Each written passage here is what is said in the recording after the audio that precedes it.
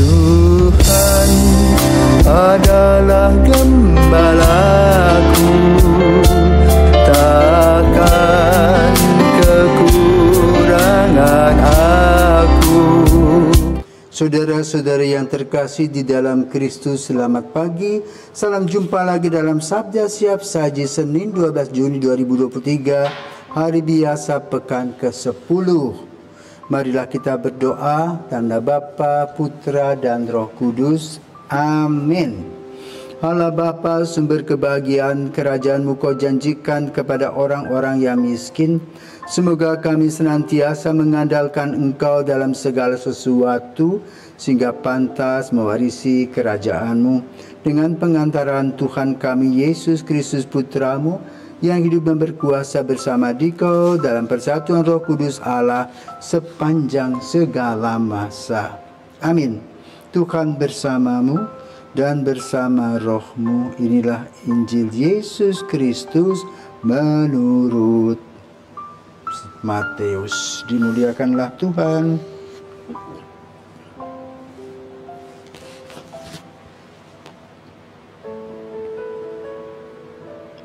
Matius bab 5 ayat 1 sampai dengan 12. Pada suatu hari Yesus naik ke atas bukit, sebab melihat orang banyak. Setelah ia duduk, datanglah murid-muridnya kepadanya. Lalu Yesus mulai berbicara dan menyampaikan ajaran ini kepada mereka. Berbahagialah orang yang miskin di hadapan Allah, karena mereka lah yang punya kerajaan Allah.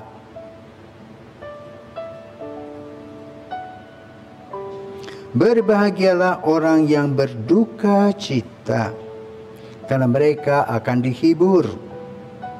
Berbahagialah orang lemah lembut, karena mereka akan memiliki bumi. Berbahagialah orang yang lapar dan haus akan kebenaran, karena mereka akan dipuaskan.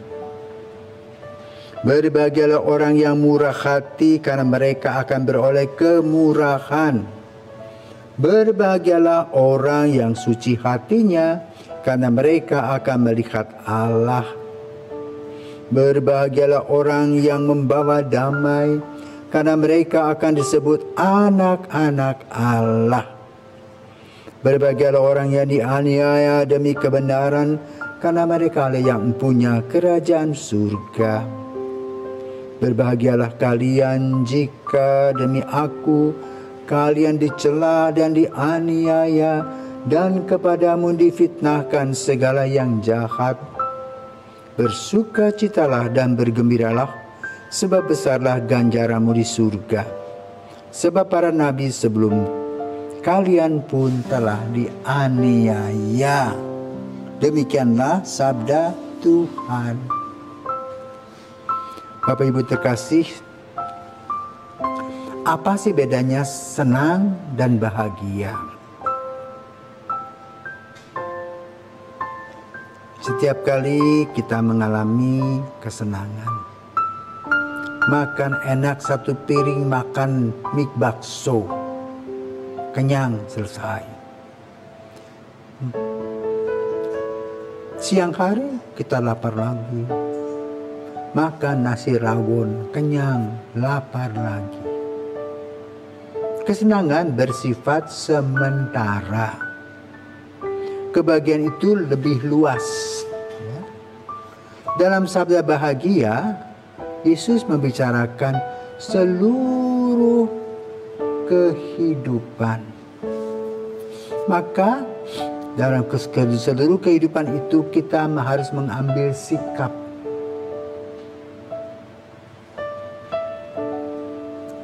Apa saja? 1. Digambarkan tentang miskin. Kita tahu orang miskin adalah orang yang mungkin tidak punya rumah, tidak punya makanan, tidak punya minuman, tidak punya pakaian. Miskin. Berjalan kaki kemana-mana, tidak bisa membayar Gojek misal, karena miskin. Lalu relasi dengan orang lain, karena dia miskin, dia minder.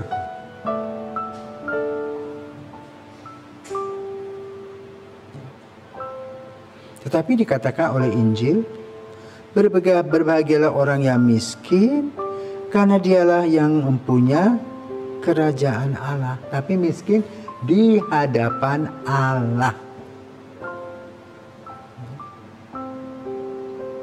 Nah, orang miskin secara jasmani dikasih nasi bungkus, oke. Dikasih baju baru, yes. Dipakaikan sepatu, senang. Ya. Kalau buatkan bedah rumahnya, sukacita sekali. Enggeh, ikut saja. Demikian pula miskin menurut penilaian Allah. Artinya tidak punya apa-apa, hidupnya tergantung pada Tuhan. Biarpun mungkin dia punya banyak harta dunia ini, tetapi dia tergantung pada Tuhan. Artinya apa? Dia mempunyai waktu yang diatur sedemikian rupa. Ada waktunya sembahyang, ada waktunya bekerja, ada waktunya beramal. Dan semua berkaitan dengan tugas-tugasnya, direlasikan dalam doa-doanya.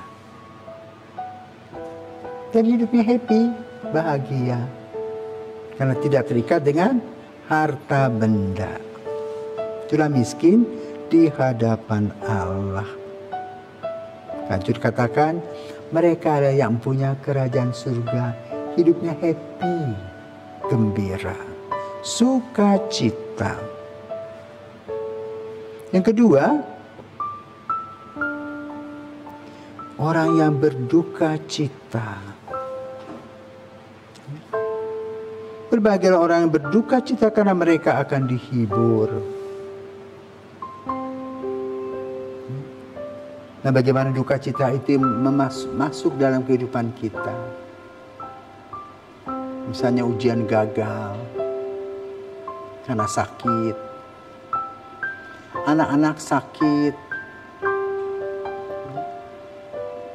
usaha gagal, panen gagal. Maka satu-satunya adalah penghiburan. Bagaimana Tuhan menghibur? Menyembuhkan seperti Yesus menyembuhkan orang-orang buta, tuli, timpang dan sebagainya. Yesus menyembuhkan rasa senang orang yang bergabung dan mendengarkan dia dan diberi makan. Bahkan Lazarus yang mati hidup kembali. Itulah miskin, berduka cita, Tuhan menghibur. Maka doa-doa kita adalah, kalau belum dikabulkan, adalah doa-doa yang belum dikabulkan, tapi list itu sudah ada di dalam Tuhan. Tinggal waktunya kapan akan muncul. Maka perlu kesabaran. Ketika orang lemah lembut, dikatakan mereka akan memiliki bumi. Relasi yang santun, menghargai orang lain, itu menjadikan kita banyak teman. Teman-teman memperhatikan kita, peduli dan menghormati serta menghargai kita. Jadi kita mempunyai pengaruh yang besar dengan kelemah lembutan tutur kata kita. Dan juga perbuatan-perbuatan kita yang positif. Yang keempat, orang yang haus lapar akan kebenaran. Yesus berkata, akulah jalan, kebenaran dan hidup. Maka pendidikan itu harus pendidikan karakter. Di mana anak dididik dari sejak kecil, tahu membuang sampah. Bahkan sekarang tahu membuat sampah dengan memilah-milah sampah. Anak tahu habis tidur harus melipat selimutnya. Anak tahu sesudah mandi handuknya harus dijemur atau dicuci. Anak tahu harus membersihkan giginya, mandi supaya tidak bau. Kedisiplinan untuk dirinya, manajemen diri, manajemen waktu, juga manajemen relasi. selalu benar. Dan juga menghargai kelebihan orang lain, mengerti kekurangan orang lain. Itu berada di jalan kebenaran. Kan dia punya rumusan di kepalanya untuk menjadi orang yang benar. Tidak mudah, tetapi itulah yang harus diperjuangkan. Maka Yesus membahasnya dalam sabda bahagia. Murah hati, suka memberi, tidak pelit, tidak terikat dengan semua harta itu. Kenapa? Harta ini adalah pinjaman. Maka orang-orang yang murah hati adalah orang-orang yang merasa diri kaya karena bisa membantu orang lain.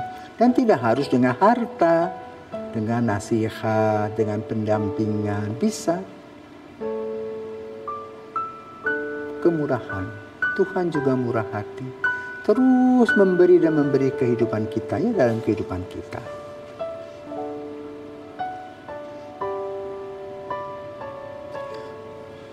Orang yang suci hatinya. Siapakah orang suci hati? Orang yang polos. Melihat semuanya dengan rasa kemuliaan Tuhan. Maka puji syukur dan terima kasih senantiasa kepada Tuhan. Dan dia tidak pikir aneh-aneh tentang orang lain. Kenapa? Dia merasa bahwa Tuhan memberi kepadanya hal-hal yang luar biasa. Sehingga dengan hati yang polos, hati yang jernih, hati yang suci, melihat kehidupan ini.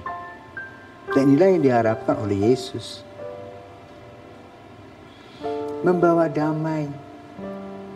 Nah, Yesus manakala para murid takut, mereka berkumpul dan Yesus berkata, damai sejahtera bagi kamu. Maka kehadiran kita pun dimanapun berada harus menciptakan dan membawa damai sejahtera. Orang tidak punya rasa takut tetapi duduk sama rendah, berdiri sama tinggi. Luar biasa ya sabda Yesus ini. Mereka akan sebut anak-anak Allah. Kenapa? Semua bersaudara dimanapun kita diterima. Berbagai lawan aniaya.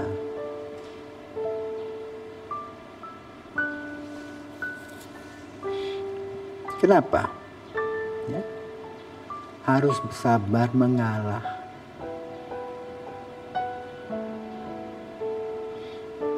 Ya. Martiria, bagian dari hidup kita. Salib yang menjadi bukti nyata yang Yesus berikan kepada kita. Maka hidup kita adalah salib dan pengorbanan.